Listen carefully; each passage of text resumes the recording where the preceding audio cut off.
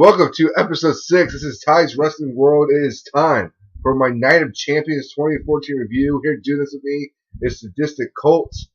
So let's get right down to it. On the pre-show, kickoff, whatever the fuck we call it now, we change it like every month. We had a peep show with Chris Jericho, which Randy won't interrupt. Now, we finally see Christian. Finally. The peeps. Now, do you think Christian will be competing on Raw tomorrow? Now that we saw him on I don't know, because they need to find something for him. I say put him in an Intercontinental title match with Miz. I think that could work. Or you can turn him heel and have him feud with Sheamus. True. We'll get right into the pay-per-view because Chris Jericho and Randy Orton thing really was stupid. Tag team title match. This night was full of surprises. We had the Usos, Jimmy and Jay, against a team of Goldust and Stardust. My prediction for this match was Stardust and Goldust. His was the Usos.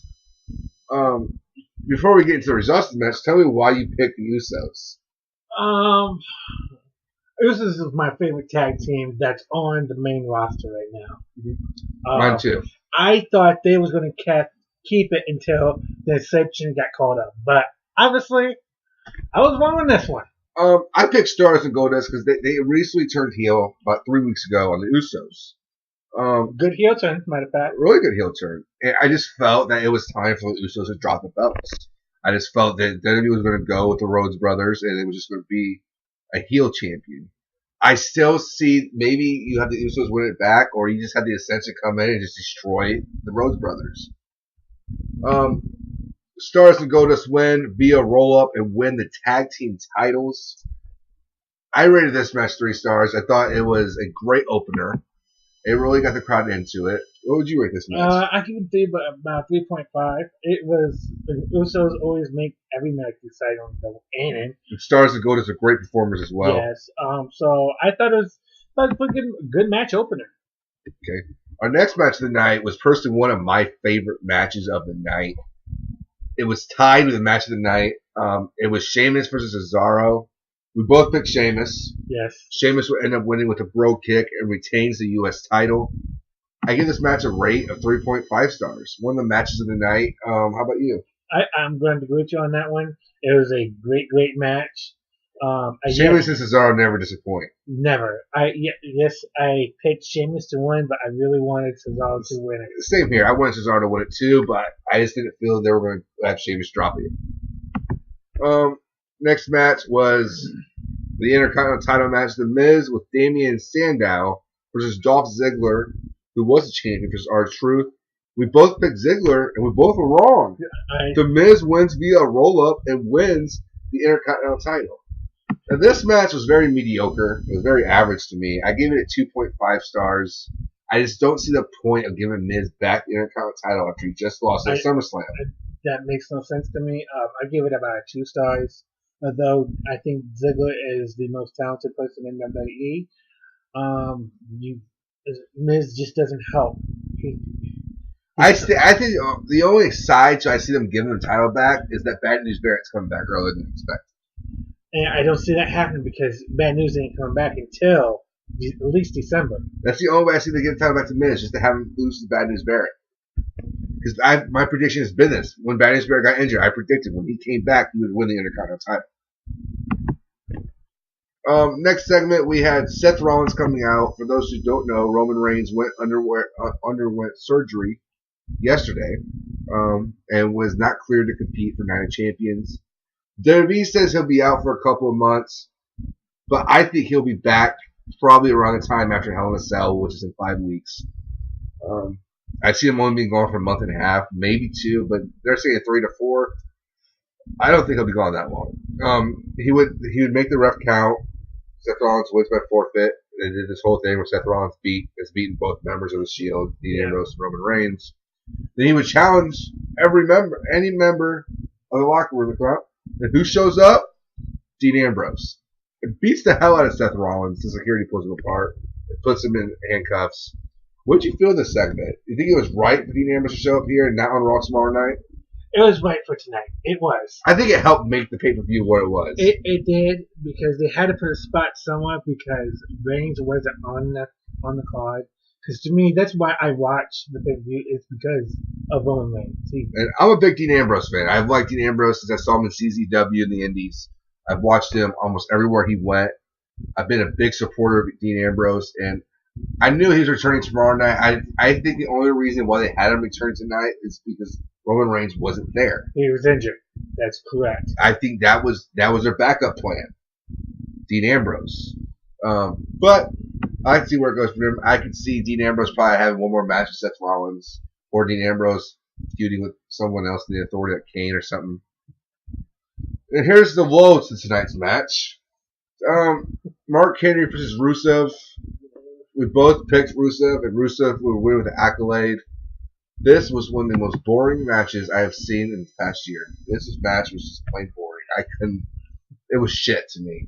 I give this match 1 star, and the only reason why it gives 1 star because out of respect to the athletes, I give everybody's match at least 1 star.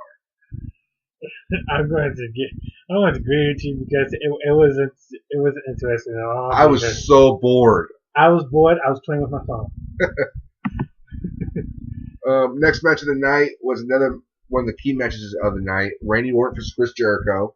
Both our picks were Randy Orton. Chris Jericho's last match. He's going back to throw at Fozzy.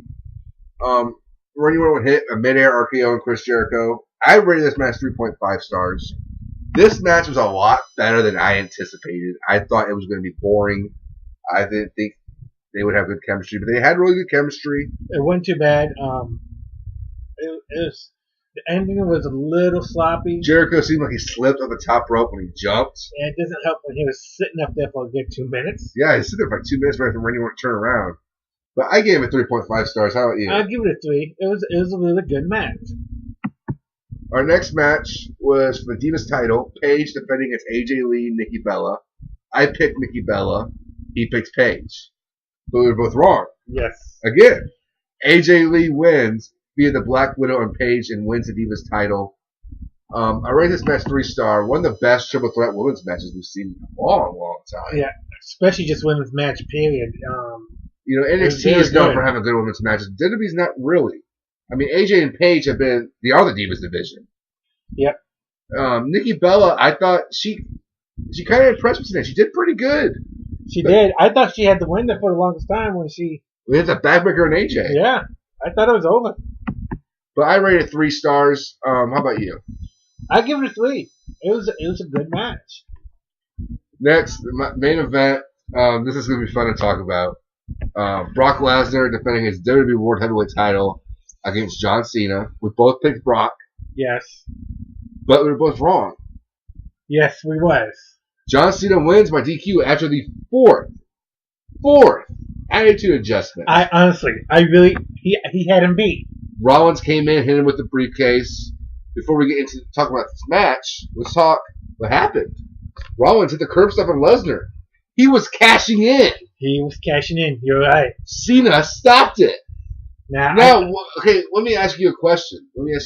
I understand Cena being mad that he got screwed out of that win. Mm-hmm. But say Rollins cashed in and beat Brock Lesnar. We probably wouldn't see Brock Lesnar for a couple months. You're right. So who would that leave to challenge Seth Rollins? I'd say Cena. 16-time world champion. It'd be a lot easier to face Brock Lesnar again. I agree with you. I give this match 3 stars. It would have gotten higher, but the ending didn't seem right. I do not like matches, pay-per-view main events that end in disqualification. I'm really against that. I always have been. I do not like that. I think pay-per-view main events should always end in clean finishes. So I give it 3 stars. How about you? I give it a 3.5 because it was really good. Cena actually did come back and he got some momentum. He had, like I said, 4 AAs on Brock Lesnar. He had the AA and he had the STF in him for about 10 minutes. Yeah, and I thought it was a really good match. I didn't like the ending how it ended because of the DQ. But besides that, it was a good match. I mean, okay. So you gave that match 3.5. What was your match of the night? Mine was Randy Orton versus Chris Jericho. I'm going to have to go with Cesaro and Sheamus. I give this pay-per-view a rate of 4 stars, 4 out of 5 stars. I believe this pay-per-view was better than SummerSlam. Good with you. What's your rating of this?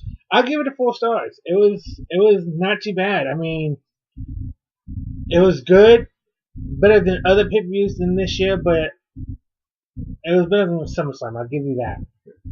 Make sure you check out the Raw review tomorrow. He will be with me. 5 weeks is Hell in a Cell. Hopefully we'll see a Hell in a Cell match. Should be nice, wouldn't it? It would be. Like, after you call it Hell in a Cell, you would think there would be a Hell in a Cell. You never know, though. It doesn't have logic. Hey. But anyways, thank you for joining me. This is episode 6, Ties Wrestling World Night of Champions review. Make sure you check out tomorrow's Raw review. And remember, the WWE Network. You better subscribe. It's only $9.99.